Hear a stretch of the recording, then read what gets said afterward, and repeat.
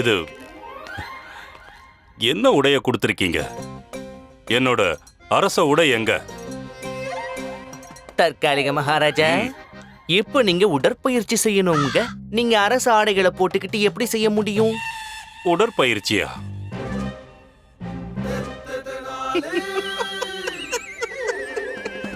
இப்ப நான் என்ன பண்ணணும்? 108 சூரிய நமஸ்காரம் பண்ணணும். அப்படியா? அத கண்டிப்பா பண்ணிதான் ஆகணுமா? எங்க மகாராஜா ஸ்ரீகிருஷ்ண தேவராயர் அப்படிதான் செய்வாரு. அப்படியா? அப்போ சரி, 100 சூரிய நமஸ்காரங்களை என்னோட சிஷ்யர்கள் கனிமணி பண்ணுவாங்க, மிச்சத்தை நான் பண்றேன். எனது குருஜி நாங்களா? நீங்க எந்த விஷயத்துக்கும் லாயக்கில்லடா.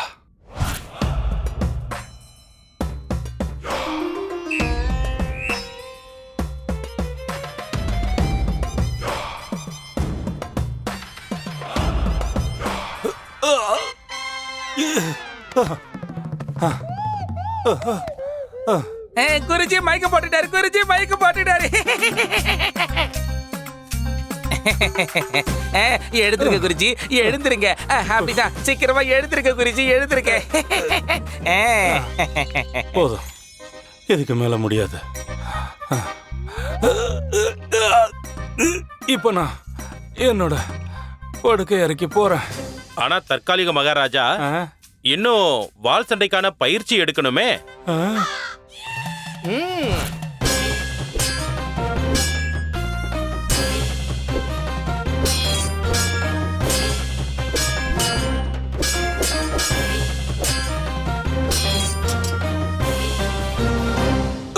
போதும் பண்டித ராமகிருஷ்ணா, போதும். என் உடம்புல கொஞ்சம் கூட சக்தியே இல்ல. ஒன்னு பண்ணுங்க, மல்யுத்தம் இருந்தா அதையும் செய்ய வைங்க. அப்படியே என்ன தூக்கிட்டு போய் சவக்குழியில படுக்க வச்சிருங்க.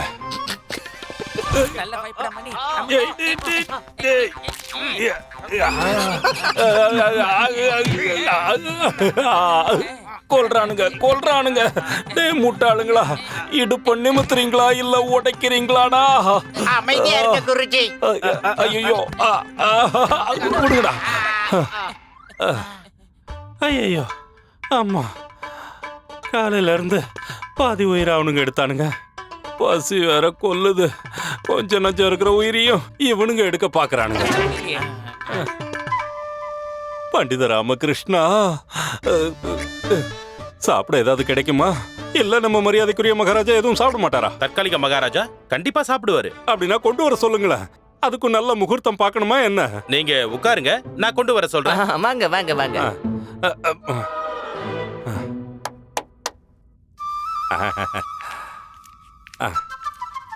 வை வை. தற்காலிக மகாராஜா, நீங்க அனுமதி கொடுத்தா நாங்களும் கொஞ்சம் எங்க வயிற்று நிரப்பிக்கலாமா? சாப்பிடுங்க சாப்பிடுங்க, நல்ல திருப்தியா சாப்பிடுங்க. நம்ம அரண்மனையில சாப்பாட்டுக்கு பஞ்சமே இல்ல. முதல்ல நான் இந்த ராஜ போகத்தை நல்ல திருப்தியா சாப்பிடுறேன். முதல்ல இதுல என்ன இருக்குன்னு பாத்துறேன்.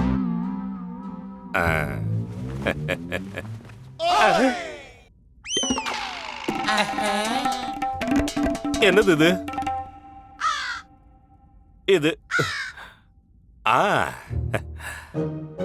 பிரசாதமா? ராஜபோகத்துக்கு முன்னாடி பிரசாதம் சாப்பிடணுமா? இல்ல இல்ல தற்காலிக மகாராஜா, இது பிரசாதம் கிடையாது. அப்புறம் என்ன? இதுதான் இன்னைக்கு உங்களுக்கான போஜனம். போஜனமா? இந்த 2 பாதாமும் கொஞ்சம் தண்ணியுமா? கொஞ்சோண்டு தண்ணி இல்ல, துளசி தண்ணி. இன்னைக்கு வெள்ளிக்கிழமை இல்லையா? ஒவ்வொரு வெள்ளிக்கிழமையும் எங்களோட உண்மையான மகாராஜா ஸ்ரீகிருஷ்ண தேவராயர் அவர் மக்களுடைய நன்மைக்காக உபவாசம் இருக்கிறது அவருடைய வழக்கம். அதனால இத மட்டும்தான் சாப்பிடுவாரு.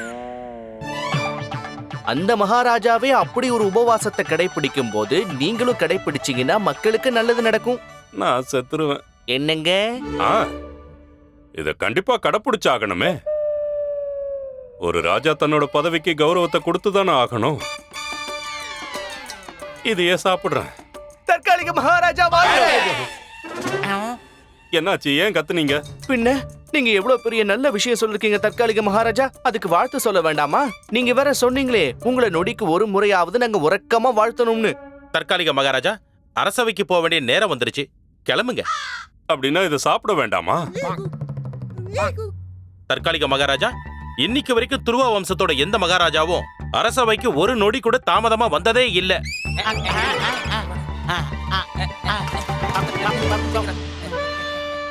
குருஜி, நம்ம மகா மந்திரியார் சரியா தான் சொல்றாரு. நீங்க தாமதிக்காம அரசவைக்கு உடனடியா கிளம்பி போயிடுங்க. வேற வழி இல்லாம நாங்களே இது பாதாம சாப்பிடுறோம். இன்னொரு பாதாம நான் சாப்பிட்டுக்கிறேன். அப், அம், அம், அம், அம். சரி, எந்த அளவுக்கு சிரிக்கணுமோ நல்லா சிரிச்சுக்க. உன்னோட நேரம் முடிஞ்சிடுச்சு. இப்போ என்னோட நேரம்.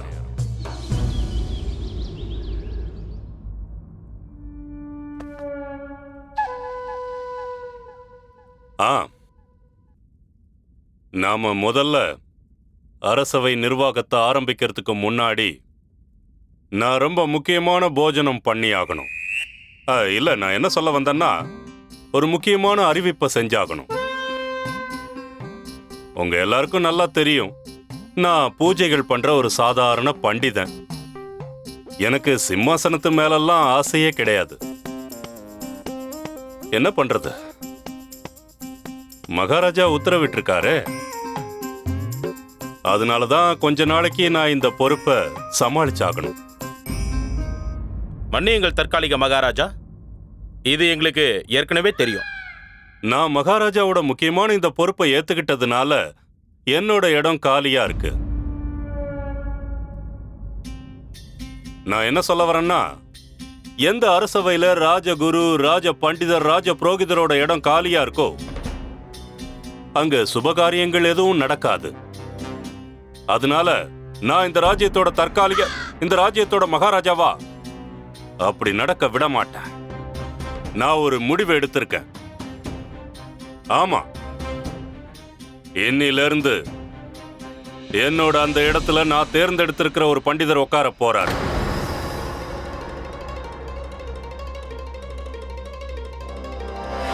உள்ள வாங்க பாபா, தயவு செஞ்சு உள்ள வாங்க. உங்க மங்களகரமான பாதங்களால என்னோட இருக்கையை புனிதமாக்குங்க. அலக் நிரஞ்சன், அலக் நிரஞ்சன், அலக் நிரஞ்சன்.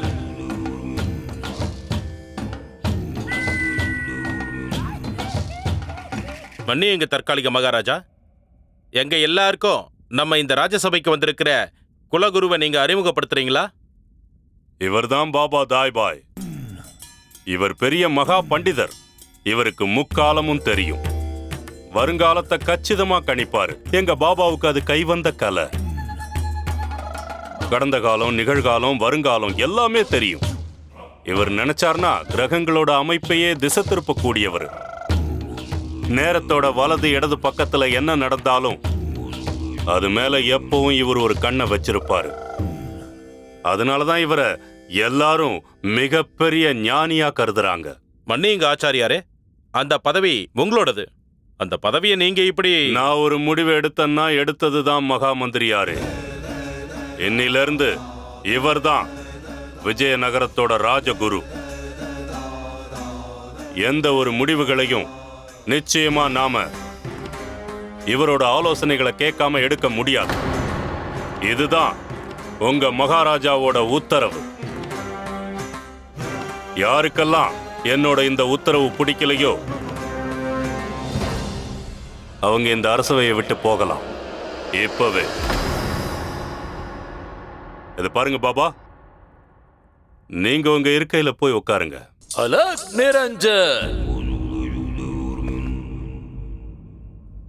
மந்திரியாரே, அவர் ஏன் உங்களை குறுன்னு பாக்குறாரு? எனக்கு என்னமோ உங்களை தான் பாக்குறாருன்னு தோணுது. எதே? இடது பக்கமா இருக்கிறத என்னால வலது பக்கமா பார்க்க முடியும். அப்புறம் எது வடது பக்கம் இருக்கோ அதை என்னால வடது பக்கம் பார்க்க முடியும். சரிங்க பாபா, எங்களுக்கு புரிஞ்சுதுங்க. அரசவையோட நிர்வாகங்களை ஆரம்பிக்கலாம். தற்காலிக மகாராஜா, என்னைக்கு வந்திருக்கிற பிரச்சனை ஒரு நாயோடது. ஒரு நாய்க்கு அப்படி என்ன பிரச்சனை? நாய்க்கு எந்த பிரச்சனையும் இல்ல மகாராஜா, நாயினால வந்த பிரச்சனை இது. என்னது இது? என்னதுன்னு கேக்குறேன். நான் இந்த ராஜ்யத்தோட மகாராஜா, தற்காலிக மகாராஜா. நாயால வந்த பிரச்சனையை தீக்கணுமா? மன்னியுங்க தற்காலிக மகாராஜா. எங்க மகாராஜா ஸ்ரீகிருஷ்ண தேவராயர் அரசவைக்கு வர்ற எல்லா விதமான பிரச்சனைக்கும் பொறுமையா தீர்வு சொல்லுவாரு. சரி, ஒருவேளை இது உங்களுக்கு பிடிக்கலன்னா சரி சரி, கூப்பிடுங்க, நாயை கூப்பிடுங்க. அந்த நாய் தான் இறந்து போச்சே தற்காலிக மகாராஜா. இறந்து போன நாயால என்ன பிரச்சனை வந்திருக்கு? தற்காலிக மகாராஜா, அது இறந்து போனதுனால தான் பிரச்சனையே வந்திருக்கு. அதோட உரிமையாளர் தான் இங்க புகார் கொடுத்திருக்காரு. சரி சரி, கூப்பிடுங்க, அந்த ஆளை வர சொல்லுங்க சீக்கிரம்.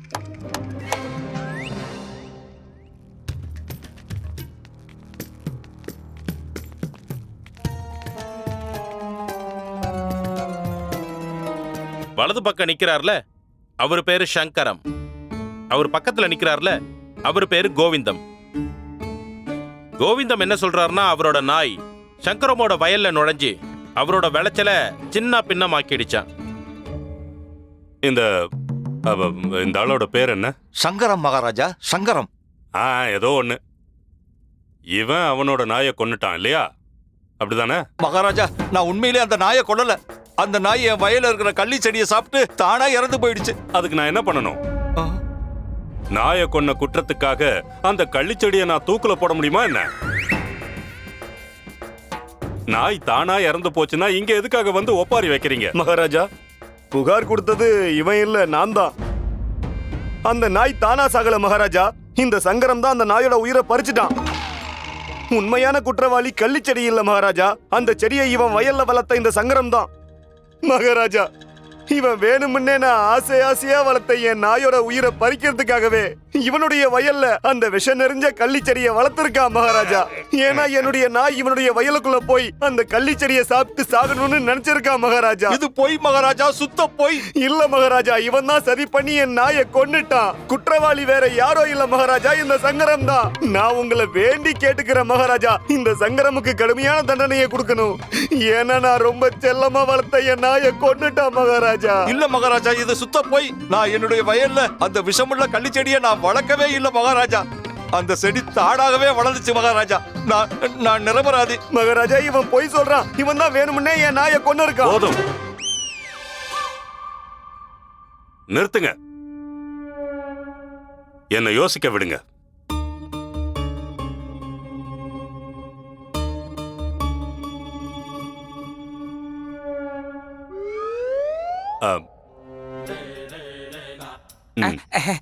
சொல்லுங்க குருஜி.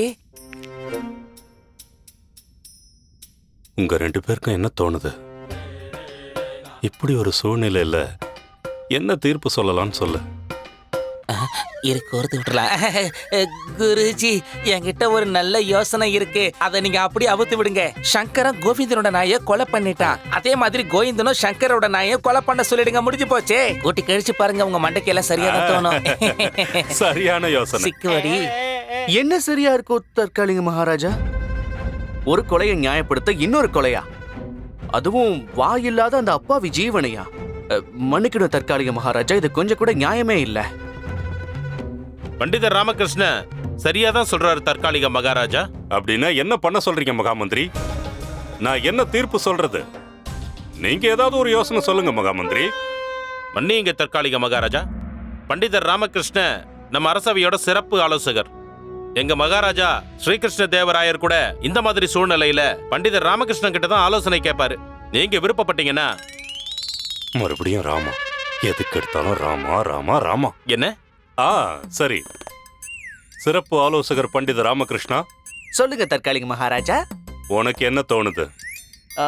தற்காலிக மகாராஜா, இந்த பிரச்சனைக்கு என்கிட்ட ஒரு அற்புதமான தீர்வு இருக்கிறதா நான் நினைக்கிறேன்.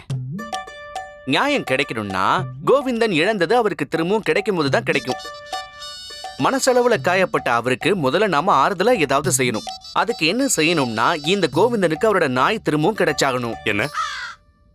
இவனுக்கு இவனோட நாய் எப்படி திரும்ப கிடைக்கும்?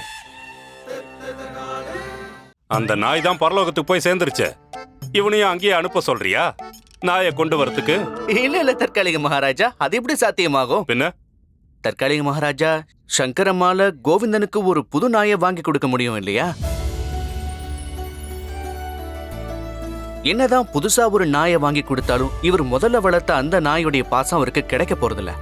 இருந்தாலும் அவர் காயத்துக்கு இது ஒரு உணர்வு பூர்வமான மருந்தா இருக்கும். இவரும் தன்னோட சோகத்திலிருந்து மீண்டு வரத்துக்கு அது அவருக்கு உறுதுணையா இருக்கும். தற்காலிக மகாராஜா ஒருத்தரோட காயத்தை அறிவாள வச்சு குணப்படுத்த முடியாது. காயத்தை குணப்படுத்த அதுக்கு மருந்து தான் போட்டாகணும். அதனால இப்படி செய்யறது தான் சரியா இருக்கும்.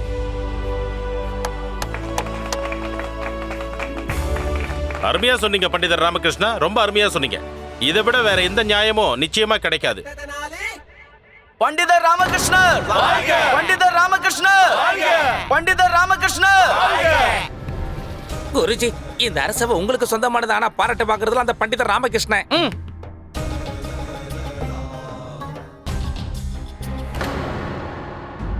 அலக் நிரஞ்சன், விபரீதம், பெரிய விபரீதம். காலதேவனோட பிரச்சண்ட ரூபம், விபத்துக்கள், ஆபத்துக்கள், கோரமான அமங்கலமான காலம். யாருக்கு பாபா? இந்த பண்டிதர் ராமகிருஷ்ணாவுக்கு.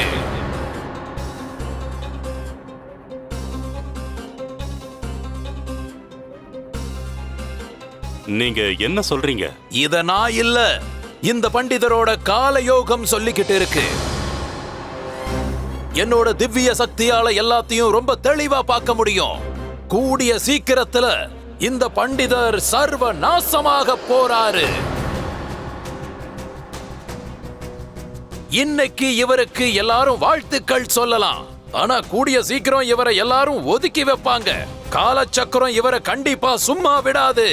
இந்த பண்டிதர் தான் முகத்தை யாருக்கும் காட்ட முடியாத அளவுக்கு தான் மானத்தை இழந்துருவாரு. பிரளயத்தோட கருப்பு மேகங்கள் இவரை நாலா பக்கமும் சூழ்ந்திருக்கு. யாராலையும் காப்பாத்த முடியாது. யாராலையும், இவரை படைச்ச அந்த கடவுளாலையும் காப்பாத்த முடியாது. அலக் நிரஞ்சன்,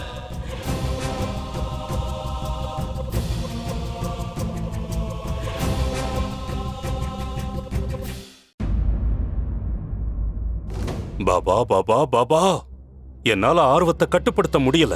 சீக்கிரம் சொல்லுங்க. கொஞ்ச நேரத்துக்கு முன்னாடி அரசவையில பண்டிதர் ராமகிருஷ்ணன் ஜாதகத்தை பத்தி சொன்னீங்க இல்லையா? அத நீங்க எனக்கு சாதகமா சொல்லணும்னு சொன்னீங்களா, இல்ல அது உண்மைதானா? சொல்லுங்க. பிரளயம்ங்கிறது யாருக்கும் சாதாரணமா அமையாது ஆச்சாரியாரே.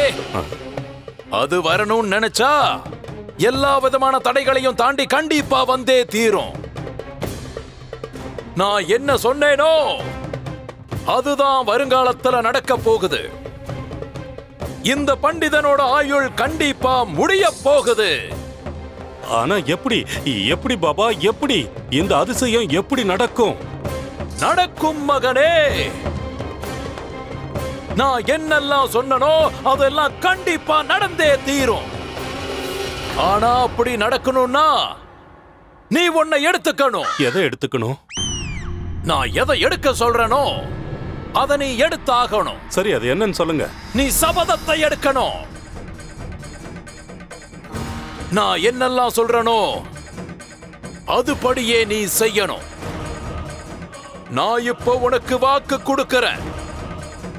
ஒருவேளை நான் சொல்றபடி நீ கேட்டா இந்த ராமாவோட பேரை இதுக்கப்புறம் எங்கேயும் கேட்க மாட்டேன். இந்திரலோகத்திலையும் இல்ல, பரலோகத்திலையும் இல்ல.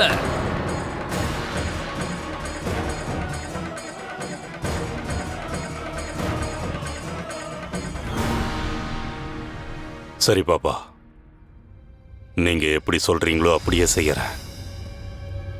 நான் சபதம் எடுக்கிறேன். கூடிய விரைவில் நீ விருப்பப்பட்ட எல்லாமே நடக்க போகுது. நான் வாக்கு கொடுக்கிறேன். நாளைக்கு அரசவையில பண்டிதர் ராமகிருஷ்ணாவுக்கு கடைசி நாளா அமைய போகுது. அலக் நிரஞ்சன்.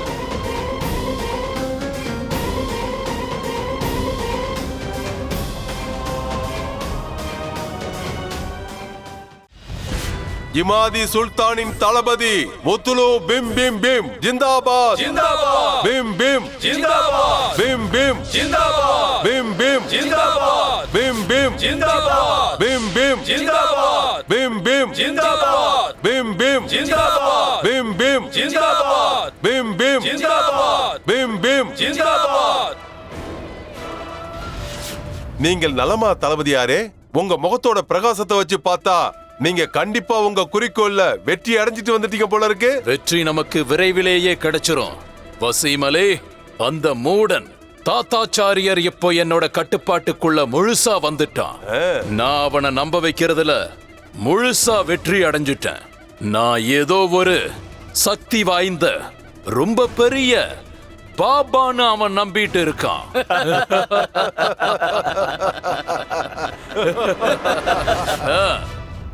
குறுக்கிட்டதுக்கு மன்னிக்கணும். இதுக்கு முன்னாடி உங்க தம்பி திரு குங்குரு சாஹேப் வேஷங்களை மாத்தி மாத்தி விஜயநகர சாம்ராஜ்யத்துக்குள்ள நுழைஞ்சு விஜயநகரத்தை நமக்கு சொந்தமாக்க முயற்சி செஞ்சாரு. ஆனா துரதிருஷ்டவசமா பண்டிதர் ராமகிருஷ்ணனோட செயலால திரு குங்குரு சாஹப்போட முயற்சி தோல்வியில தான் முடிஞ்சிருக்கு. அந்த காயத்தை என்னால எப்படி மறக்க முடியும் வசீம் அலி? என் தம்பி அவமானத்தால ஏற்பட்ட காயம் என் மனசுல ரொம்ப ஆழமா பதிஞ்சிருக்கு. அவங்க பண்ண கொடூரமான செயல்களால சுல்தான் என் தம்பியோட தலைமுடிய சரிச்சிட்டாரு. முடினா அவனுக்கு ரொம்ப பிடிக்கும். எல்லாருக்கும் முன்னாடி மொட்டை அடிச்சிட்டாரு. குங்குருவோட மானத்தை எல்லாருக்கு முன்னாடியும் செதுக்குன்னு செதுக்கிட்டாரு. பண்டிதன் ராமாவால ஏற்பட்ட அந்த வலி இப்ப ஒரு புயலா மாறி இருக்கு வசீம் அலி. இப்ப அது மழையா மாறி விஜயநகரத்துக்கு மேல பெய்ய போகுது. அப்புறம் மொத்த விஜயநகரமும் ஒரே அடியா மூழ்கிடும். உங்க லட்சியம் நிறைவேறும். இந்த முறை கண்டிப்பா அப்படிதான் நடக்க போகுது. எந்த ஒரு தப்பை என் தம்பி பண்ணானோ அந்த தப்பை நான் பண்ண மாட்டேன். இந்த முறை நம்ம திட்டம் கண்டிப்பா வெற்றி அடையதான் போகுது. பண்டிதன் ராமகிருஷ்ணாவையும் அந்த விஜயநகரத்தையும் இந்த முறை யாரு காப்பாத்த போறாங்கன்னு நானும் பார்க்க தானே போறேன்.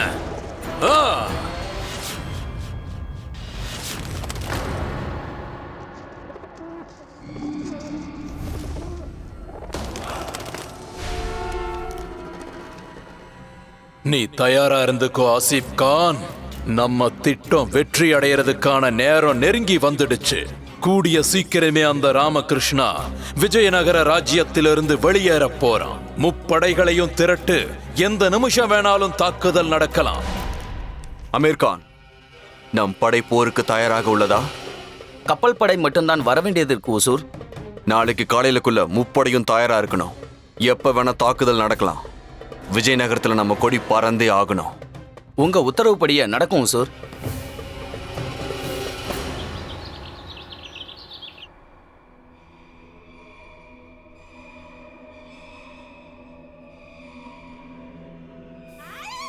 நல்ல கண்ணு, நொல்ல கண்ணு, நாய் கண்ணு, நரி கண்ணு, பேய் கண்ணு, பிசாசு கண்ணு, வந்தவன் கண்ணு, வராதவன் கண்ணு, எல்லா கண்ணும் பட்டு போகணும்.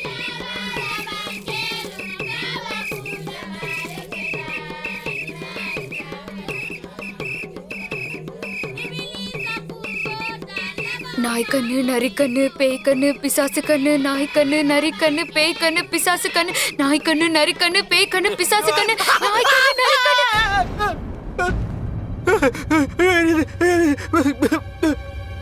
ஐயோ, பேய், பிசாசு, பூதம், பேய், பிசாசு. எடுத்துக்கோங்க. எதை எடுத்துக்கணும்? இந்த பேயவா? அட இல்லங்க, கங்கா ஜலத்தை எடுத்து மன்னிப்பு கேளுங்க. இந்த பிசாசு உங்க அம்மா தான். ஐயோ, நான் என்ன சொல்ல வந்தேன்னா, இவங்க உங்க அம்மா தான், பிசாசு கிடையாது. இவங்கள பிசாசுன்னு சொன்னதுக்காக நீங்க மன்னிப்பு கேட்டே ஆகணும்.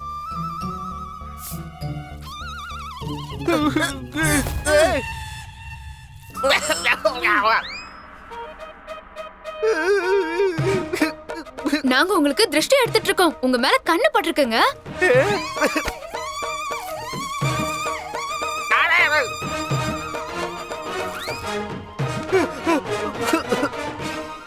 நாய் கண்ணு, நரி கண்ணு, பேய் கண்ணு, பிசாசு கண்ணு, நாய் கண்ணு, நரி கண்ணு, பேய் கண்ணு, பிசாசு கண்ணு, நாய் கண்ணு, நரி கண்ணு, பேய் கண்ணு. என்ன இதெல்லாம்? என் மேல யார் கண்ணு போட்டுச்சு? கண்டிப்பா யார் கண்ணாவது உங்க மேல பட்டுக்கோங்க. அதனால தானே அந்த அகோரி பாபா உங்க மேல ஏதோ கண்ணு பட்டிருக்கு அப்படின்னு சொன்னாரு. அதுவும் இல்லாம நீங்க மொத்தமா அழிஞ்சு போடுவீங்களாமே. உங்க தலையில இடி வந்து விழுமாமே. அப்படியா? அதான் சாம்பலா வந்து விழுந்து கிடக்க. இதை எடுத்துக்கிட்டு நான் தான் என் தலையில அடிச்சுக்கணும். இதுக்கு மேல இடியா வந்து விழணும். யாராவது ஒருத்தனுக்கு இப்படி ஒரு குடும்பம் அமைஞ்சதுன்னா அவன் தலையில தினமும் இடியாதான் வந்து விழும்.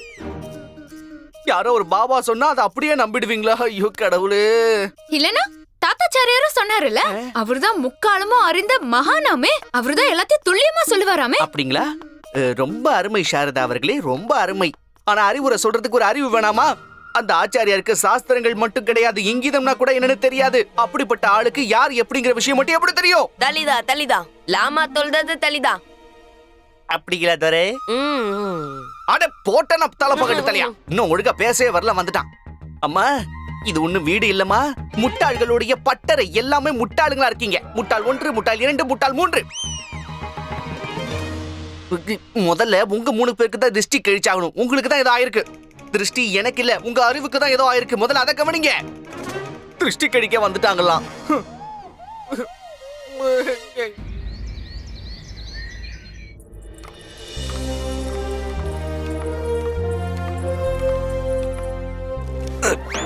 இந்த இருக்கையில இருக்கிற ஆணி வேற அடிக்கடி குத்திக்கிட்டே இருக்கு.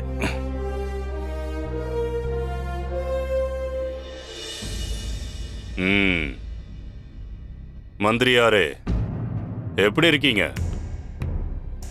ரொம்ப களைச்சு போன மாதிரியும் ரொம்ப கவலையோட இருக்கிற மாதிரியும் தெரியுது. உங்க ஆரோக்கியம் நல்லா தானே இருக்கு? தற்காலிக மகாராஜா, என்னோட ஆரோக்கியம் நல்லா தான் இருக்கு. பார்த்தா அப்படி தெரியலையே. ரொம்ப சோர்ந்து போயிருக்கீங்க. அதனால நான் என்ன சொல்ல வரேன்னா, உங்களுக்கு விடுமுறை தேவை. நீங்க விடுமுறை எடுத்துக்கங்க, நல்ல ஓய்வு எடுத்துக்கங்க. சோர்வெல்லாம் போனதும் நீங்க நலமானதுக்கு அப்புறம் ரொம்ப உற்சாகமா வந்து உங்களோட பணிகளை செய்யுங்க. தற்காலிக மகாராஜா, எனக்கு விடுமுறைலாம் எதுவும் தேவையில்லை. உங்களுக்கு தேவை இருக்குன்னு நான் தான் சொல்றேன்ல. அதனால நான் இப்பவே இந்த நிமிஷமே 10 நாள் ஓய்வு எடுத்துக்க உத்தரவிடுறேன். உங்க வீட்டுக்கு போய் நல்லா ஓய்வு எடுத்துக்கங்க. ஆனா தற்காலிக மகாராஜா, எனக்கு வேண்டாம் வேண்டாம். ஆனா அவன் நான் எதுவும் சொல்லாதீங்க மந்திரியார். நீங்களே யோசிங்க.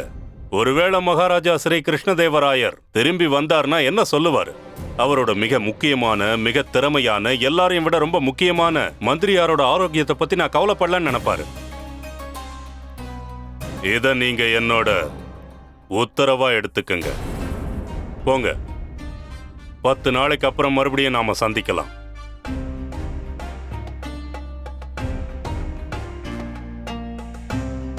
உத்தரவு தற்காலிக மகாராஜா.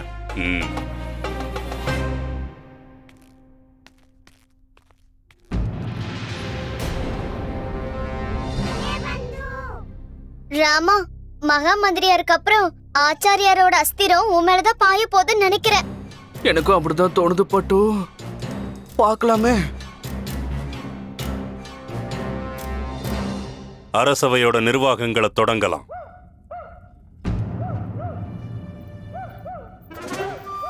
என்ன இது? ஏதோ நாய் குலைக்கிற சத்தம் மாதிரி கேக்குது.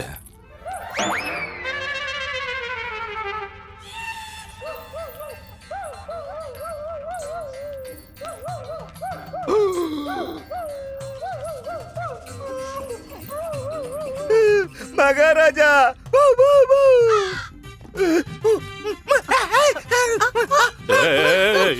கிட்ட வராத. இவனை புடிங்க, இவனை புடிங்க. யாராவது இவனை தடுத்து நிறுத்துங்க. என்ன கடிச்சிருவான் போல இருக்கு. புடிங்க, புடிங்க. சீக்கிரம் கொண்டு போங்க. யார்கிட்ட? மன்னிச்சிருங்க மகாராஜா, மன்னிச்சிருங்க. என் கணவர் நாயா மாறிட்டாரு மகாராஜா. பார்த்தாலே தெரியுது. இது எப்படி நடந்தது? மகாராஜா, அது அந்த சங்கரம்ங்கிறவரு என் கணவருக்கு நாய் வாங்கி கொடுத்தாரு இல்லையா, அந்த நாய் என் கணவரை கடிச்சிருச்சு மகாராஜா. பாருங்க மகாராஜா, அது எப்ப கடிச்சதோ அப்போத்துல இருந்தே நாயா மாறிட்டாரு. நாய் மாதிரியே பண்ணிட்டு இருக்காரு. நாய் மாதிரியே கொலைக்கிறாரு. நாய் மாதிரியே கடிக்கிறாரு மகாராஜா. அமைதியா இருங்க. ஆனா இது சாத்தியமே இல்லையே. ஒருத்தரை நாய் கடிச்சா அவர் எப்படி நாயா மாற முடியும்? குருஜி, ஒரு தடவை கடி வாங்கி தான் பாருங்கல்ல. நீங்க நாயா மாறிட்டீங்கன்னா அவங்க சொல்றது சரி, நீங்க நாயா மாறலன்னா நீங்க சொல்றது சரி. நீங்க உடனே குருஜிய கடிங்க, நல்லா நாயா மாத்திருங்க. வாய மூடு. விடவா மகாராஜா? வேண்டாம். என்னையும் கடிக்க வைக்கலான்னு பாக்குறியா? சரி, அது இருக்கட்டும். எதுக்காக இங்க வந்தீங்க? என்கிட்ட இருந்து என்ன எதிர்பார்க்கறீங்க? ஐயோ.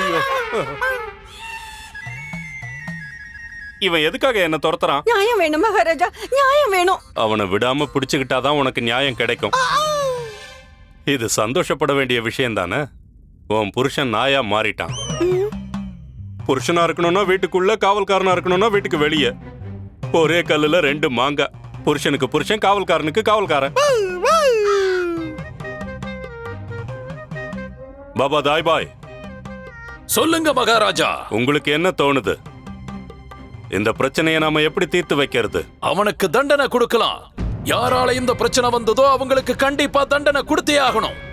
யாரு இந்த ஆளுக்கு இறந்து போன நாய்க்கு பதிலா இன்னொரு நாயை கொடுக்க சொன்னானோ அந்த அறிவு கட்டத்தனமான யோசனைக்கு தண்டனை கொடுத்தே ஆகணும். அதுவும் ரொம்ப கடுமையான தண்டனையா இருக்கணும்.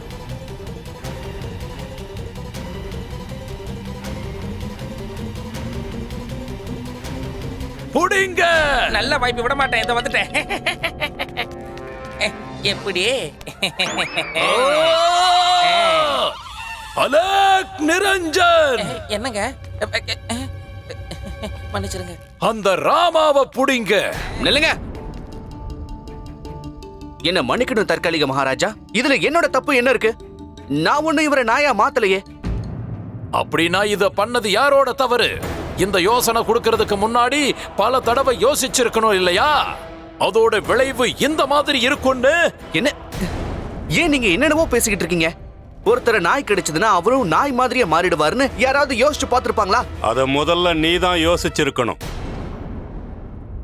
ஒரு ஆலோசனை சொல்றதுக்கு முன்னாடி அதோட விளைவுகள் எப்படி இருக்கும்னு யோசிக்க வேண்டியது முதல்ல உன்னோட கடமை தான். ஒரு மனுஷனை நீ நாயா மாத்திட்ட. அவனோட வாழ்க்கையே நரகம் ஆயிடுச்சு. அதுக்கு நீ தான் காரணம். நீ செஞ்ச இந்த குற்றத்துக்கான தண்டனை கிடைக்கணும். இப்பவே கிடைக்கணும். இந்த நிமிஷமே கிடைக்கணும். நான் தற்காலிக மகாராஜா தாத்தாச்சாரியார் பண்டிதர் ராமகிருஷ்ண செஞ்ச இந்த குற்றத்துக்காக இனி அரசவைக்கு வரக்கூடாதுன்னு தடை விதிக்கிறேன். அதோட இல்ல, குற்றம் செஞ்சது இந்த மனிதன் இல்ல, பெரிய அழிவை உண்டாக்கக்கூடிய அவனுடைய அறிவுதான். அழிவை உண்டாக்கக்கூடிய அவனுடைய அறிவுதான் இந்த பிரச்சனைக்கு மூல காரணம். தண்டனை கொடுக்கணும்னு நினைச்சா அவனோட அறிவுக்கு கொடுங்க ராஜனே. என்ன சொல்றீங்க? அறிவுக்கு எப்படி நாம தண்டனை கொடுக்க முடியும்? அறிவு இருக்கிற அந்த உடலை அழிக்கணும். அழிவை உண்டாக்குற இந்த மாதிரி அறிவை நாம எப்படியாவது அழிச்சே ஆகணும். இதனால ஒரு சாதாரண மனுஷனோட வாழ்க்கையே அழிஞ்சு சின்ன பின்னமா போயிடுச்சு. அவனோட அந்த அறிவை பொசுக்கியே ஆகணும். இல்லனா கூடிய சீக்கிரமே இந்த ராஜ்யத்துக்கு அழிவு உண்டாகிறது நிச்சயம். ஒருவேளை இவனை தீர்த்து கட்டலன்னா இவனோட துஷ்ட கிரகங்கள் இவனோட சேர்த்து இந்த மொத்த ராஜ்யத்தையும் அழிக்க போகுது. காலனோட இந்த மைய புள்ளிய உடனே அழிச்சிடுங்க. இவன் அழிஞ்சாதான் நல்லது நடக்கும். உயிரோட இருந்தா எல்லாருக்கும் அழிவுதான். அப்படி இவன் மட்டும் உயிரோட இருந்தான்னா எல்லாரும் அழிஞ்சிடுவீங்க.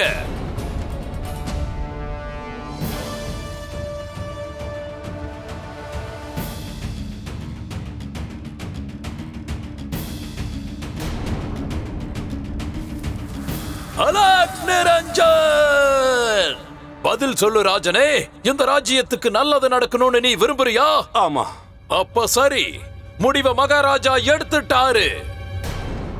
இன்னும் 2 நாள் கழிச்சு அமாவாசை ராத்திரியோட 4வது நொடியில விடியலோட 1 நொடிக்கு முன்னாடி இந்த ராமகிருஷ்ணாவோட அறிவை யானைகளோட பலமான கால்களால மிதிச்சு நசுக்கி விடணும்.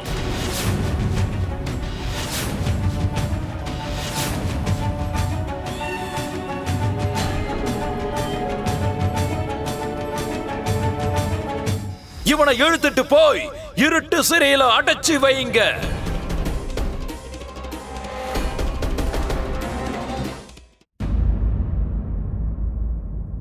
இந்த பண்டிதர் ராமகிருஷ்ணனுக்கு மரண தண்டனை கிடைச்சதும் இந்த கிழவன் ரொம்ப ரொம்ப சந்தோஷப்பட்டு இருக்கணுமே.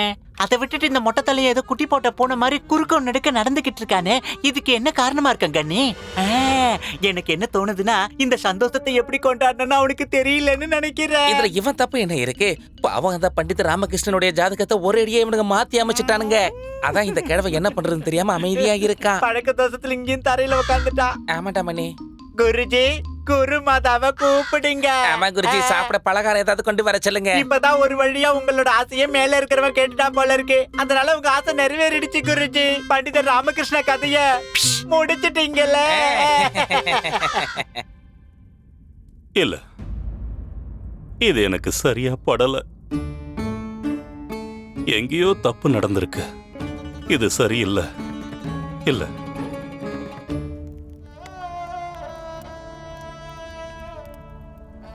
எனக்கு தெரியும் அந்த தாத்தாச்சாரியார் மகாராஜா பதவியில உட்கார்ந்த உடனே உங்களை இந்த மாதிரி தான் ஏதாவது பண்ணுவாருன்னு. அவரோட கெட்ட பார்வை முதல்ல உங்க மேலதான் விடும் எங்களுக்கு தெரியும். பாத்தீங்களா, நம்ம நினைச்ச மாதிரி உங்களுக்கு தண்டனை கொடுத்துட்டாரு, அதுவும் மரண தண்டனை. சாரதா, குறுக்க பேசாதீங்க. உங்களோட தப்பு இதுல என்ன இல்லன்னு முதல்ல சொல்லுங்க பாக்கலாம். யார் நாய் யார கடிச்சா என்ன உங்களுக்கு? அந்த ஆளோட இடத்துல தாத்தாச்சாரியார் இருந்திருக்கணும். அந்த நாய் இருந்த இடத்துல ஒரு விஷ பாம்பு இருந்திருக்கணும். அப்பதான் எல்லா பிரச்சனையும் ஒரு முடிவுக்கு வந்திருக்கும். நானும் பாத்துடுறேன் அந்த வீணா போன தாத்தாச்சாரியார் எப்படி என் பையனுக்கு தண்டனையை நிறைவேற்றான்னு. என்னுடைய கடிதம் பதில் சொல்லும். அந்த துஷ்டன் அகோரி பாபாவை நரகத்துக்கு தான் அனுப்பும். இது எல்லாமே அவனோட சதிதான். அழலாமா, நீ கவலைப்படாத. நான் இழுக்கல, உனக்கு எதுவும் ஆக விட மாட்டேன். அந்த யானைங்க உன் தலையை மிதிக்க வரும்போது நான் கொத்துமலையை காட்டி அந்த யானைகளை தசை தெளிப்பில்ல. அப்புறம் எல்லா யானையும் தூளமா கொட்டிட்டு போல. ஆமா, நாங்க உங்களுக்கு எதுவும் ஆக விட மாட்டோம். அந்த யானைங்க உங்க தலையை மிதிக்கிறதுக்கு முன்னாடி அம்மாவோட தலையை மிதிச்சிரும். இல்ல இல்ல, குண்டுப்பாவோட தலையா? இல்ல இல்ல, நான் என்ன சொல்றேன்னா, அந்த யானை உங்க தலையை மிதிக்கிறதுக்கு முன்னாடி எங்க எல்லாரோட தலையை மிதிச்சிரும்னு சொல்ல வரேன். நீ பாத்துக்கிட்டே இரு. நான் இப்பவே போய் அந்த தாத்தாச்சாரியாரோட மண்டைய உடைக்க போறேன். அப்புறம் அந்த பாபாவோட கண்ணை இந்த தடியை வச்சு நான் பேக்க போறேன். ஐயோ, போதும் நிறுத்துறீங்களா? நீங்க யாரும் எதுவும் பண்ண தேவையில்லை. ஏமா, உன் பையன் மேல உனக்கு நம்பிக்கைங்கிறதே இல்லையா? நான் நல்லவங்களோட வலையில விழுந்தாலும் விடுவேனே தவிர இந்த மாதிரி போலியான பாபாக்களுடைய சதி வலையில விழவே மாட்டேன். நீ ஒண்ணு கவலைப்படாத. என்கிட்ட ஒரு யோசனை இருக்கு. அந்த தாய்பாய் பாபாவையும் அந்த ஆச்சாரியரையும் ஒரு வழி பண்ணிடுவேன். நீங்க என்ன காரியம் பண்ணிருக்கீங்க ஆச்சாரியாரே? அது உங்க கையாலேயே உங்க மரணத்தை வரவழைச்சிருக்கீங்களே. அது உங்களுக்கு தெரியுமா ஆச்சாரியாரே, நம்ம மகாராஜா ஸ்ரீகிருஷ்ண தேவராயரும் பண்டிதர் ராமகிருஷ்ணனும் எவ்வளவு நட்பா பழகுறாங்கன்னு அவர் மேல ரொம்ப மரியாதை வச்சிருக்காரு. ஆனா நீங்க அவருக்கு போய் மரண தண்டனையே கொடுத்திருக்கீங்க. அதுவும் ஒரு சின்ன காரணத்துக்காக. அதால யாருக்கு எந்த பிரயோஜனமும் இல்ல. உங்களை பத்தி எனக்கு தெரியாது ஆச்சாரியாரே, ஆனா நம்ம மகாராஜாவை பத்தி எனக்கு ரொம்ப நல்லாவே தெரியும்.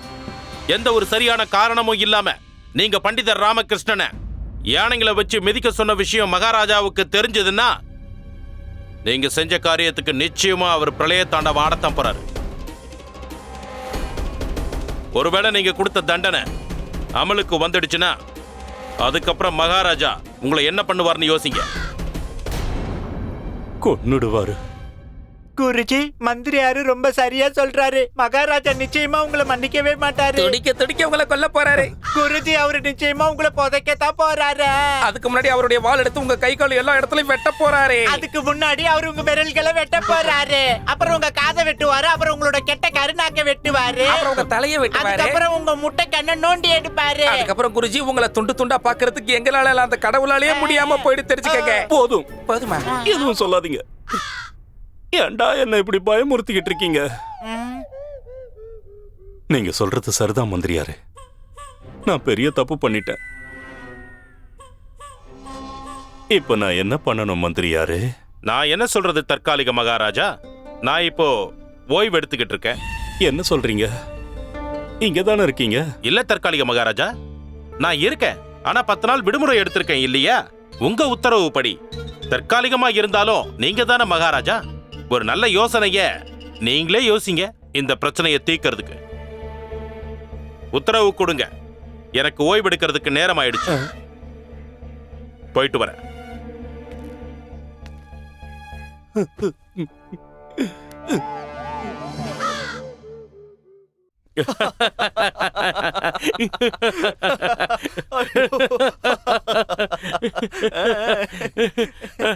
பண்டித ராமகிருஷ்ணா, இந்த யுக்தி கண்டிப்பா வேலை செய்யும். நீ வேணா பாரு.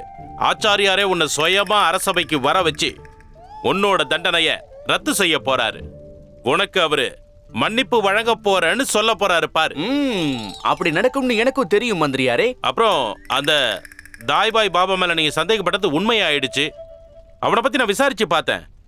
அவன் எந்த சாதுவோ இல்ல அகோரியோ கிடையாது. என்னை பொறுத்த வரைக்கும் என்ன தோணுதுன்னா, அவன் ஒரு போலியான பாபா. வேற ஏதோ ஒரு முக்கியமான காரணத்துக்காக தான் அவன் இங்க வந்திருக்கணும். ஒருவேளை அது உண்மைன்னா இனிமே விஜயநகர் சாம்ராஜ்யத்தோட பாதுகாப்பு விஷயங்கள்ல நாம ரொம்ப எச்சரிக்கையா இருக்கணும். அதுவும் சரிதான் மந்திரியாரே. ஒருத்தர் மேல சந்தேகம்ங்கிற எண்ணம் வந்துடுச்சுன்னா நம்ம எச்சரிக்கையா இருக்கணும். ஆனா அதுக்கு முன்னாடி இன்னொரு விஷயமும் செய்யணும். ஆச்சாரியாரோட மனசுல இருக்கிற அந்த தற்காலிக மகாராஜாங்கிற அந்த தலகணத்தை இறக்கி வைக்கணும். பிரபு, நான் வந்துட்டேன். அட, நீங்க ஏன் கீழே உட்கார்ந்திருக்கீங்க? எல்லாம் உனக்காகத்தான். சுவாமி, என்ன கொஞ்ச நேரம் அமைதியா இருக்க விடுறியா? உனக்கு ரொம்ப புண்ணியமா போகும். பிரபு, என்னாச்சு உங்களுக்கு? நீங்க ரொம்ப கவலையோட இருக்கிற மாதிரி தெரியுதே. ஒருவேளை இதுவும் உங்களோட ஒரு லீலையா? எனக்கு தெரிஞ்சு இவருடைய கவலையை உடனடியா போக்கலனா அதுக்கப்புறம் இவர் பாடமேல ஏறி படுத்துக்க வேண்டியதுதான். அப்புறம் நாம சுடுகாட்டுக்கு தான் போகணும். சீ, பைத்தியங்களா, இப்படி அபசகுணமா பேசாதீங்க. உங்க 2 பேர் வாயில மண்ணுதான் விழும். இங்க பாருங்க, என் பிரபு நாள் முழுக்க யார பத்தியாவது கவலைப்பட்டுக்கிட்டே தான் இருப்பாரு. இவர் அந்த அளவுக்கு நல்ல எண்ணம் கொண்டவரு. தேவர்களோட அத்தனை அம்சங்களோட இவர் பிறந்திருக்காரு. அன்பு, பாசம், கருணை, மன்னிப்பு. மன்னிப்பு என்னது? நல்ல யோசனை. இதான் சரியா இருக்கும். நான் உயிரோட இருக்கணும்னா இது மட்டும்தான் எனக்கு இருக்கிற ஒரே வழி. நான் பண்டிதர் ராமகிருஷ்ணனுக்கு மன்னிப்பை வழங்கிடுறேன். அதாவது மன்னிப்புனா எந்த தண்டனையும் இல்ல. தண்டனை இல்லைன்னா அந்த பண்டிதர் ராமகிருஷ்ணன் உயிரோட இருப்பான். ராமகிருஷ்ணன் உயிரோட இருந்தா நான் உயிரோட இருப்பேன். கிடைச்சிடுச்சு, கிடைச்சிடுச்சு. என்னோட பிரச்சனைக்கு நல்ல தீர்வு கிடைச்சிடுச்சு. வெற்றி. இந்த தாத்தாச்சாரியாருக்கு வெற்றி. இப்ப கூப்பிடுங்க. உடனடியா அரசவைக்கு வர சொல்லுங்க. நான் பண்டிதர் ராமகிருஷ்ணனுக்கு உயிர் பிச்சை கொடுக்கறேன். போங்கடா முட்டாளுங்களா, போய் அரசவையை கூட்டுங்க. போங்கடா. நான் பண்டிதர் ராமகிருஷ்ணனுக்கு உயிர் பிச்சைய கொடுக்க போறேன். இந்த அரசவைக்கு உங்க எல்லாரும் எதுக்காக வர சொன்னா, இப்ப நான் இந்த அரசவையில ஒரு முக்கியமான விஷயத்த சொல்ல போறேன். அது என்னன்னா, நல்லா யோசிச்சு பார்த்தேன். அதுக்கப்புறம் தான் ஒரு விஷயம் தெளிவாச்சு. பண்டிதர் ராமகிருஷ்ணனுக்கு கொடுத்த தண்டனைய ஒரு சாதாரண குற்றவாளிக்கு கொடுத்திருந்தா நியாயமா இருந்திருக்கும். ஆனா இந்த ராமகிருஷ்ணன் இந்த அரசவைக்குள்ள வந்த எத்தனையோ பிரச்சனைகளை சுலபமா தீர்த்து வச்சிருக்கான். அரசவைக்கு மிகப்பெரிய சேவை செஞ்சிருக்கான்.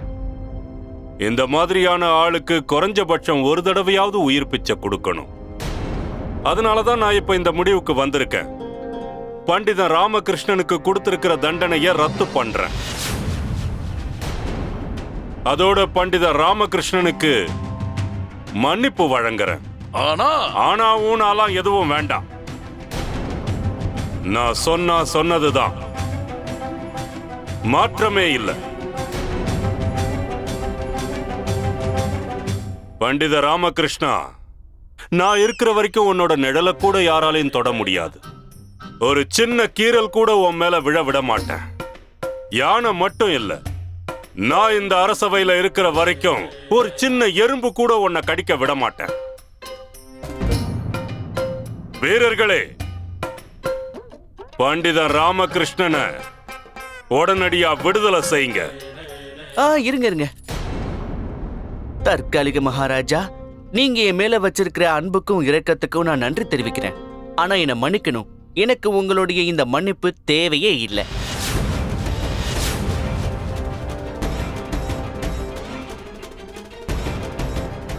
தேவையில்லையா? ஏன் தேவையில்லை? ஏன்னா நான் குற்றவாளி தற்காலிக மகாராஜா. நான் தப்பு பண்ணி இருக்கேன். என்ன பாவமும் செய்யாத ஒரு அப்பாவி மனுஷன் ஏன் தப்பால நாயா மாறிட்டாரு. நான் எவ்வளவு பெரிய பாவம் பண்ணிருக்கேன்.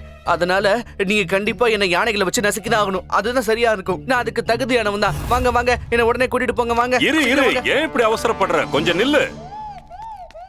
நீ ஒரு பெரிய பண்டிதனாச்சே, சாஸ்திரங்களை கரைச்சு குடிச்சிருக்க. சாஸ்திரத்துல என்ன சொல்லிருக்கு? இந்த உலகத்திலேயே சிறந்த தானம் உயிர் தானம் தான். அதைத்தானே நான் உனக்கு கொடுக்கறேன். எடுத்துக்க, தாராளமா எடுத்துக்க. சரிதான் தற்காலிக மகாராஜா, ஆனா அதே சாஸ்திரத்துல தான் எல்லாருமே சட்டத்துக்கு முன்னாடி சமமானவங்கன்னு சொல்லியிருக்கு. நான் செஞ்சது தப்பு, அதுக்கு தண்டனை கிடைச்சியாகணும். அதுவும் இல்லாம இந்த உலகத்துல நியாயத்தை கடைபிடிக்கிறது தான் தலையாய கடமையா இருக்கணும். நீங்க எனக்கு தண்டனை அறிவிச்சு உங்க கடமையை செஞ்சீங்க.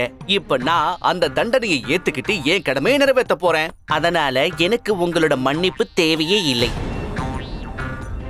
எதுக்காக நீ இப்படி பிடிவாதம் பிடிக்கிற பண்டித ராமகிருஷ்ணா? நான் தான் சொல்றேன்ல, நான் சொல்றதை ஏத்துக்க. நீ விடுதலை ஆயிடு. என்னோட மன்னிப்பை ஏத்துக்க. தேவையே இல்ல. ஏன் தேவையில்லைங்கிற? நீ கண்டிப்பா ஏத்துக்கிட்டு தான் ஆகணும். ஏன்னா இது உன்னோட மகாராஜா தாத்தாச்சாரியாரோட உத்தரவு. நான் உங்க உத்தரவுப்படி தான் நடந்துகிட்டு இருக்கேன் தற்காலிக மகாராஜா. முதல்ல மரண தண்டனை கொடுத்தீங்க இல்லையா? இப்பதான் மன்னிப்பு வழங்குறேன்ல. முதல் உத்தரவுக்கு மட்டும்தான் முதல் உரிமை. அதனால அந்த முதல் உத்தரவை நிறைவேற்றி தான் ஆகணும். படுத்துறானே, உயிர் போனதுக்கு அப்புறம் மன்னிப்பு வழங்குறதுல எந்த பிரயோஜனமும் இல்லையே. இதை நீங்க மரண தண்டனை கொடுக்கறதுக்கு முன்னாடி யோசிச்சிருக்கணுமே. அந்த தப்பதான் நான் திருத்திக்கிட்டேன்ல. இல்ல நான் தண்டனையை ஏத்துக்கிட்டு தான் ஆகணும், உயிரை விட்டு தான் ஆகணும். அட கடவுளே, இந்த பண்டிதன் என் உயிரை வாங்காம விடமாட்டான் போல இருக்கே. இது பாரு, நீ சரியா புரிஞ்சுக்க மாட்டேங்கிற. உங்களுக்கு தான் விஷயம் புரியல தற்காலிக மகாராஜா. ஒருவேளை எனக்கு மரண தண்டனை கொடுக்கலனா அப்புறம் விஜயநகரத்துடைய சட்ட ஒழுங்கு மேல கரை படிஞ்சிடும். நீங்க எனக்கு தண்டனை கொடுத்துதான் ஆகணும். மகாராஜா, நீங்க இந்த குற்றவாளி சொல்றத கண்டிப்பா ஏத்துக்கிட்டு தான் ஆகணும். எனக்கு ரொம்ப நல்லாவே தெரியும், உங்க இதயம் முழுக்க கருணை தான் நிறைஞ்சிருக்கு. இருந்தாலும் நாம எப்பவும் சட்டப்படிதான் நடக்கணும். இல்ல, பாபா சொல்றத நானும் மனப்பூர்வமா ஏத்துக்கிறேன். என் மேல யானைகளை ஏத்தி நசுக்கிடுங்க. முடியாது. அம்மாவாசை இரவு வரைக்கும் எதுக்காக காத்துக்கிட்டு இருக்கணும்? எனக்கு இப்பவே இந்த நிமிஷமே தண்டனை கொடுங்க. இத பாரு, நான் உங்ககிட்ட வேண்டி கேட்டுக்கிறேன். உன்னை கையெடுத்து கும்பிட்டு கேட்டுக்கிறேன். நான் சொல்றத கேளு, என்னோட மன்னிப்பை ஏத்துக்க. நானும் உங்ககிட்ட கெஞ்சி கேட்டுக்கிறேன். தயவு செஞ்சு எனக்கு மரண தண்டனையை கொடுத்துடுங்க. வாங்க போலாம்.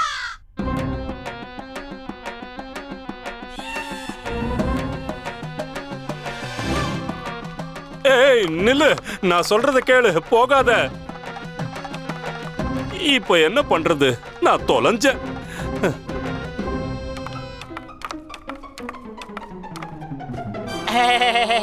குருஜி, உங்களுக்கு என்ன மரம் பிடிக்கும்? சந்தன மரம் பிடிக்குமா, தேக்கு மரம் பிடிக்குமா குருஜி? குருஜி, உங்களுக்கு நாங்க இறுதி சடங்கு நடத்தணும் இல்லையா? அதாவது பாடையில தூக்கிட்டு போனோம் இல்ல?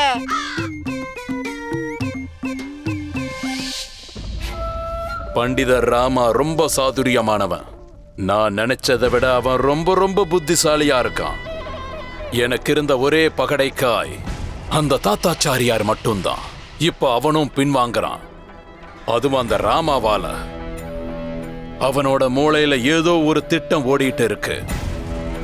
என்னோட வேஷம் களையறதுக்கு முன்னாடி நாம நம்ம திட்டத்துல வெற்றி அடைஞ்சே தீரணும். அப்படின்னா இப்ப நீங்க என்ன முடிவு எடுத்திருக்கீங்க? நேரம் நெருங்கிடுச்சு ஆசிஃப் அலி. இதுக்கு மேல காத்திருக்க முடியாது. விஜயநகரத்து மேல தாக்குதல 2 நாள் கழிச்சு இல்ல, நாளைக்கே ஆரம்பிக்கணும். அந்த பண்டிதன் சீக்கிரம் சாகணும்னு நினைக்கிறான் இல்லையா? அவனை நாளைக்கே மேல்லோகத்துக்கு அனுப்பிடுறேன். அப்புறம் விஜயநகர கோட்டையில நம்ம கொடிதான் பறக்கும். நாம இந்த போர்ல ஜெயிக்கணும்னா நம்மளோட முழு பலத்தையும் செயல்படுத்தி ஆகணும் ஆசிஃப் அலி. நாளைக்கு நாம் அந்த விஜயநகர சாம்ராஜ்யத்தை குழி தோண்டி புதைக்க போறோம். போருக்கான ஏற்பாடுகளை பண்ணுங்க. ஆயுதங்களையும் குதிரைகளையும் தயாரா வச்சுக்கோங்க. போர் நாளைக்கு நடக்க போகுது. இது நம்ம படைக்கு சொல்லிடு. ஓ, உத்தரவு உசூர். போதும். ஒரு தடவை அந்த விஜயநகரம் நம்மளோட பிடியில வந்துடுச்சுன்னா அதுக்கப்புறம் இந்த மொத்த தென்னகமே நம்ம சுல்தானோட காலடியில இருக்கும். அப்புறம் இந்த மொத்த நாடே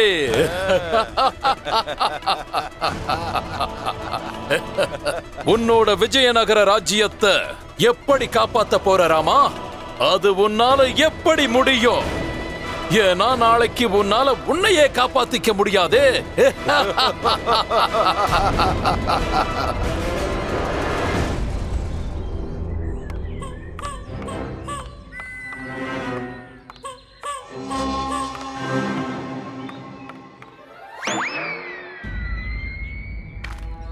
தயவு செஞ்சு என்ன மன்னிச்சிருங்க மந்திரியாரே. நான் உங்க மேல எவ்வளவு மதிப்பு மரியாதையும் வச்சிருக்கேன்னு உங்களுக்கே தெரியும். என் சகோதரனை போல நினைக்கிறேன். என் மனசுல உங்களுக்கு நான் மகாராஜாவுக்கு நிகரான இடம் கொடுத்திருக்கேன். பண்டித ராமகிருஷ்ணா, இந்த நேரத்துல நீ ஏன் இப்படி எல்லாம் பேசிட்டு இருக்க? உங்க மனசை தயார்படுத்துற மந்திரியாரே, ஏன்னா இப்ப எல்லாமே உங்க கையில தான் இருக்கு. பார்த்து ஜாக்கிரதைங்க. நீ கவலைப்படாம இரு பண்டித ராமகிருஷ்ணா. நான் உனக்கு எதுவுமே ஆக விட மாட்டேன். அந்த போலி பாபாவை நான் இன்னைக்கு ஒரு வழி பண்ணதான் போறேன். அப்புறம் இந்த நாடகத்தை இன்னையோட முடிச்சாகணும். இதெல்லாம் எப்பங்க நடக்கும்? இப்பவே பண்ணுமா? வேண்டாம், இப்ப அதுக்கு என்ன அவசரம் வந்துருச்சு? அந்த யானைங்க எல்லாம் வரட்டும், என்ன மிதிச்சுட்டு போகட்டும். அதுக்கப்புறம் பொறுமையா நீங்க என்ன வேணா பண்ணுங்க. சரி சரிதானே? சரி, கோபப்படாத. எனக்கு புரிஞ்சிருச்சு, நல்லா புரிஞ்சிருச்சு. வா, நம்ம ஆரம்பிக்கலாம். வாங்க வாங்க.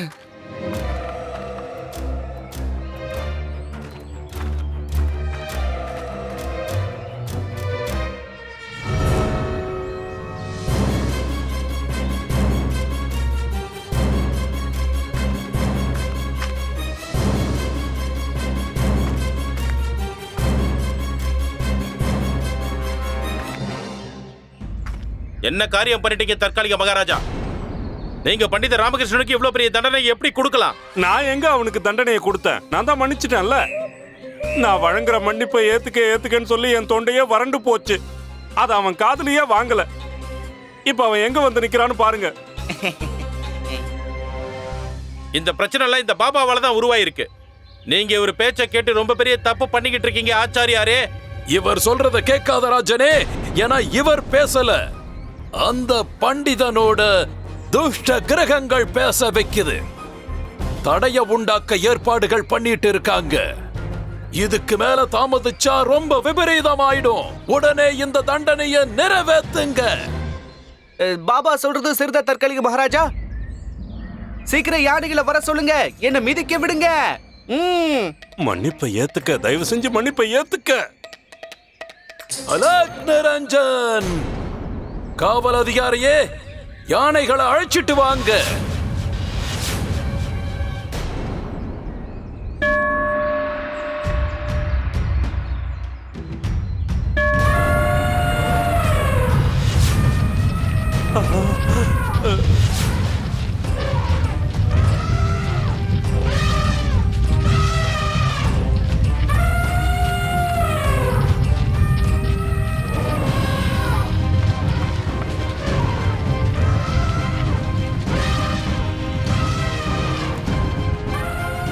நீங்க பெரிய தப்பு பண்றீங்க தற்காலிக மகாராஜா. இந்த போலி பாபாவோட பேச்சை கேட்டு நீங்க உங்களையே அழிச்சுக்கிறீங்க. என்னையா போலின்னு சொன்ன? ஒரு அகோரியால என்னெல்லாம் பண்ண முடியும்னு இப்ப நான் காட்டுறேன். எல்லாத்தையும் ஒரே அடியா இப்பவே நான் பஸ்பம் பண்றேன். அலக் நிரஞ்சன், இந்த சித்து விளையாட்ட எங்க தற்காலிக மகாராஜா கிட்ட காட்டியா அவரால் தான் இது எல்லாத்தையும் தாங்க முடியும். இன்னும் எதுக்காக நீங்க யோசிச்சுட்டு இருக்கீங்க தற்காலிக மகாராஜா? தயவு செஞ்சு புரிஞ்சுக்க முயற்சி பண்ணுங்க. இந்த போலி பாபா உங்க கண்ணுல மண்ணை தூவிக்கிட்டு இருக்கான்.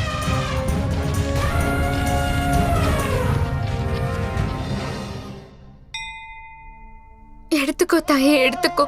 ஒருவேளை தேவைப்பட்டா அவர் உயிருக்கு பதிலா என்னோடது எடுத்துக்கோ. ஆனா ராமாக்கு எதுவும் ஆக விடாத. ஏன் ராமா எப்பவும் உண்மைக்கு மட்டும்தான் துணை போவான். எப்பவும் நியாயத்துக்காக தான் போராடுவான். இந்த சதி எல்லாருக்கும் தெரியணுங்கிறதுக்காக குற்றவாளிக்கு தண்டனை கிடைக்கணும் தான் இப்படி எல்லாம் பண்ணிட்டு இருக்காரு. அம்மா தாயே, நீங்க அவருக்கு எப்படியாவது வெற்றி தரணும். என் மகனுக்கு எதுவும் ஆக விடாதீங்க.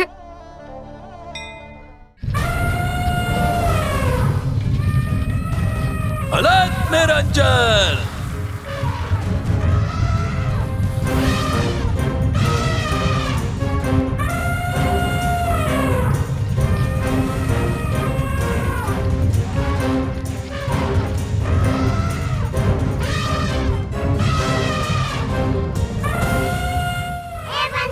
என்ன நடக்குது ராமா?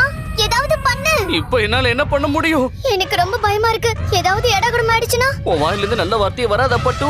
கொஞ்ச நேரம் அமைதியாகிரு.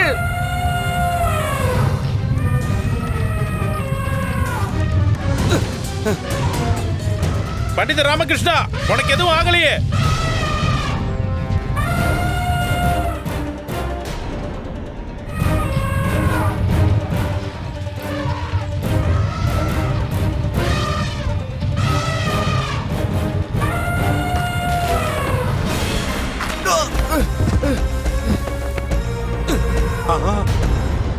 பண்டித ராமகிருஷ்ணா!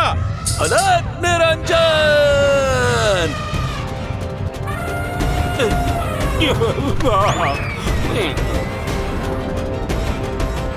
பண்டித ராமகிருஷ்ணா!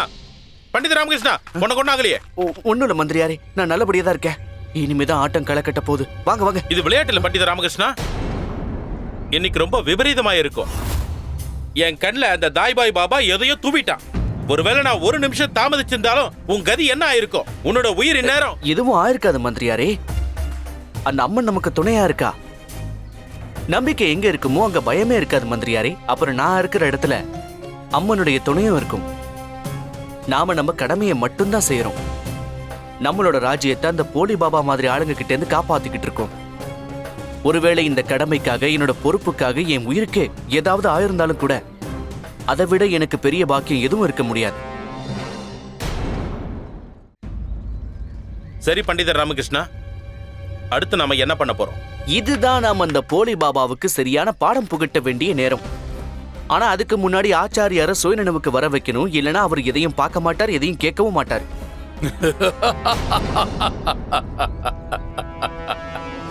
ஒரு வழியா இந்த பண்டிதர் ராமாங்கிற பெரிய தடை நிரந்தரமா நம்மளோட வழியிலிருந்து விலகி போயிடுச்சு. இப்போ அடுத்ததா நாம அந்த தாத்தாச்சாரியாவை ஒரு வழி பண்ணியாகணும். விஷம் கலந்த பாயசத்தை அவனுக்கு அனுப்ப போறேன். அந்த கிழவன் இந்த விஷம் நிறைஞ்ச பாயசத்தை சாப்பிட்டுட்டு நிரந்தரமா இந்த உலகத்தை விட்டு மேலோகத்துக்கு போயிடுவான். இப்ப என்ன பண்றது ராமகிருஷ்ணா? இவனுக்கு ரெண்டு பேரும் ஆச்சாரியாரை கொல்றதுக்கு திட்டம் போட்டுக்கிட்டு இருக்கானுங்க. ஆச்சாரியாரை காப்பாத்துறதா இல்ல இந்த போலி பாபாவுக்கு தண்டனை வாங்கி கொடுக்கறதா? ரெண்டுமே முக்கியம்தான் மந்திரியாரே. நாம ஏதாவது செஞ்சுதான் ஆகணும். என்ன பண்ண போறீங்க ராமகிருஷ்ணா? அதுவும் எப்படிங்கிறதா முக்கியமான கேள்வியே. அவங்கள பொறுத்த வரைக்கும் நீங்க இறந்து போயிட்டீங்க. நீங்க சொர்க்கத்துல இருந்து எப்படி திரும்பி வருவீங்க? எப்படி போனேனோ அதே மாதிரி திரும்பி வரதான் முடியும். இல்லைன்னா நான் சொர்க்கத்துக்கு போகவே இல்லைன்னு தான் நினைப்பாங்க. இங்கேயே அலைஞ்சுக்கிட்டு இருப்பேன்னு வாங்க.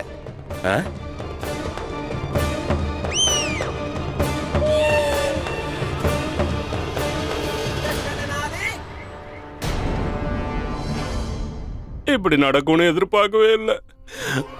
உனக்கு ஒன்றும் இது சாகர வயசே கிடையாது. உன் மேல நான் எவ்வளவு மதிப்பும் மரியாதையும் வச்சிருக்கேன்னு அந்த கடவுளுக்கு தான் தெரியும் ராமகிருஷ்ணா. இப்ப போய் சொல்லி என்ன பிரயோஜனம் குருஜி? இப்ப நீங்க ஆடுற நாடகத்தை அவரால பார்க்க முடியாதுல்ல.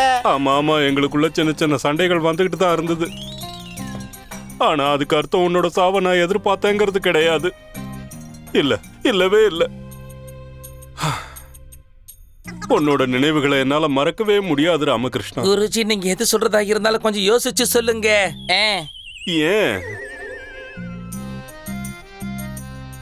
நான் பேசுறத கேட்கறதுக்கு இந்த பண்டிதன் இங்க இருந்தாதானே? இவன் தான் போய் சேர்ந்துட்டானே. நரகத்திலேயோ சொர்க்கத்திலேயோ இருப்பான். குருஜி, உங்களுக்கு ஒரு விஷயம் தெரியுமா? ஒருத்தர் இறந்து போனதுக்கு அப்புறம் அவனோட ஆத்மா 12 மணி நேரம் எங்கேயும் போகாதான், பக்கத்திலேயே சுத்திக்கிட்டு இருக்குமா. அதுவும் இல்லாம 12 மணி நேரம் தொடர்ந்து எல்லாத்தையும் ஒட்டி கேட்டுக்கிட்டு இருக்குமா. நல்லது ரமணி. டேய், குருஜி மட்டும் இன்னைக்கு சோகமா இல்லாம இருந்தாரு, உன் தோலை உரிச்சிருப்பாரு. வாய மூடுடா மொட்டை தலையா.